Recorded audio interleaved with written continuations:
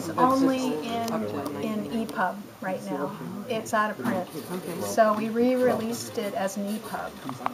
And these two are in, print and EPUB. Okay. So. Well, should we get started? Thank you all for coming this evening. Sure appreciate it. My name is Jeff March, and this is Marti Smiley Childs, and we are co-authors of a series of books, the most recent of which is Where Have All the Pop Stars Gone, Volume 2. And that's the one that you may have seen in the newspaper. We thank the Davis Enterprise and other papers very much for letting you know that we're here. And we're all here for the same reason, and that is because we really all enjoy music. And neither Marti or I plays an instrument. I don't think either one of us sings. No, no. But we all still really love music. And it's more than just a love of music. It's because it has, personal connection for us. And I think each of us can remember that the first time we heard a certain song that has strong meaning for us. We were talking a couple of minutes ago. You remember the very first time you heard Hey Jude, and that song, when you hear it, still brings you back to that same moment. I mean, you hear a certain song on the radio and you think of a specific summer on a specific beach on a specific vacation. You remember the song that might have been playing when you had your first kiss or your first date. Maybe the song that played when you did your first dance at your wedding or the wedding of a friend. And so music has this powerful connection. You may even remember the first 45 that you bought, for those of you who bought vinyl. I remember it. I not only remember it, I have it here with me. Brought it. 1962. The Bird's the Word by the Rivingtons.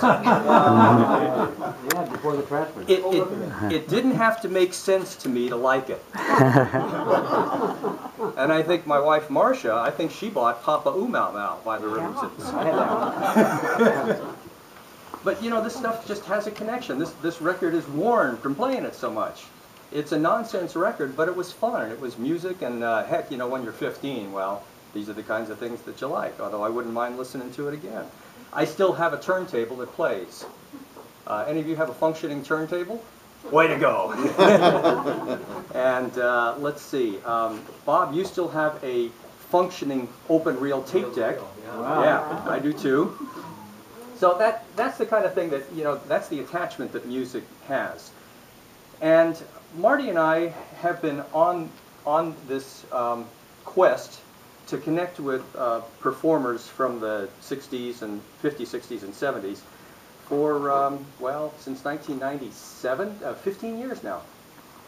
And it really started when we were on the way to a meeting one afternoon in 1997, early 97, and we were listening to an oldie station, and a song came on. I couldn't tell you what it was, but we, almost about the same time said, I wonder whatever happened to them. And that's what all of these books are really about, tracking down and finding out whatever happened to some of these pop stars. And we were not interested in any of these books in covering the ground that's already been well trodden by others. We didn't need to write anything about the Rolling Stones. We wouldn't have contributed anything new about them, or about the Beatles, or about Barbra Streisand, or about any of the other really high-profile acts that have stayed in the media. The folks that we're interested in are people who we feel are just as deserving, but for one reason or another, just haven't been, just kind of fell out of the spotlight. Maybe their records fell off the charts in the late 60s or in the 70s. And once your records aren't getting played on the radio, you don't have quite the mass appeal that you once did. Many of them continued touring, but many of the acts broke up.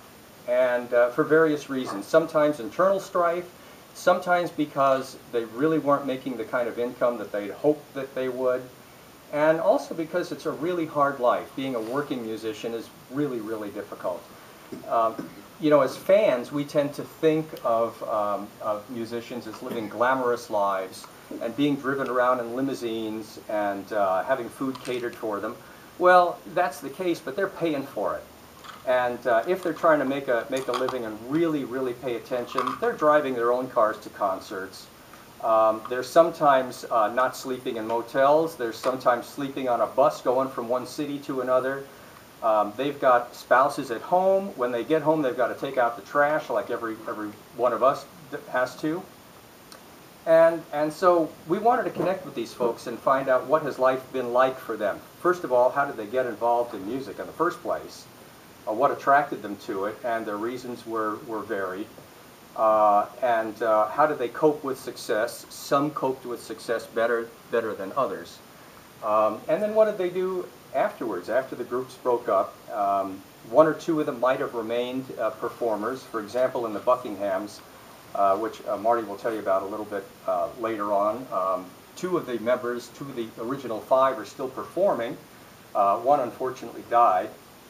2 others, though, got away from the group, and one of them is not involved in performing at all anymore. The other has been working as a soloist, but with no connection to the Buckinghams.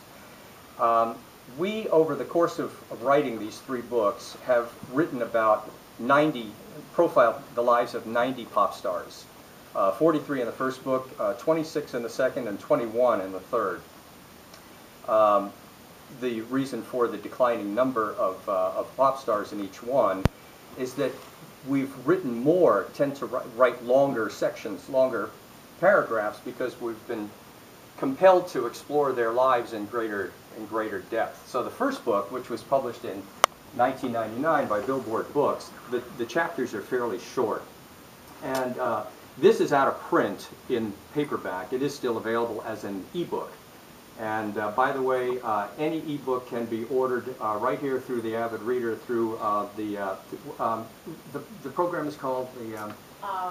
it's, well, the Google, yeah, Google Books. Right? Google Books, yeah, yeah. So any of those downloadable books that can help you right here at the Avid Reader.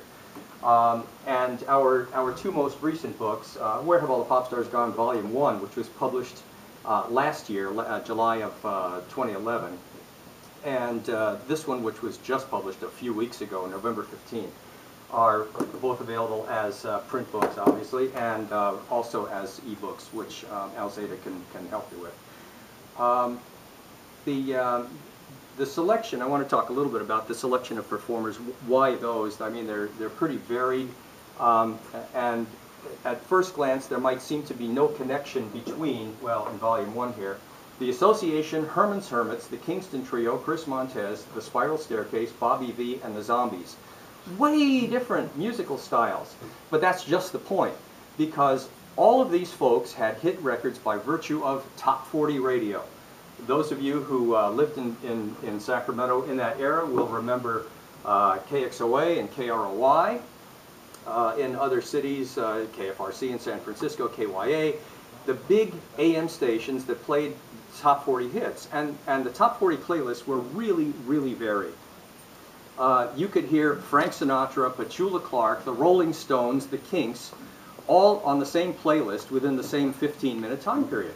And that was just the nature of the top 40 radio. It wasn't nearly as segmented then as it is now.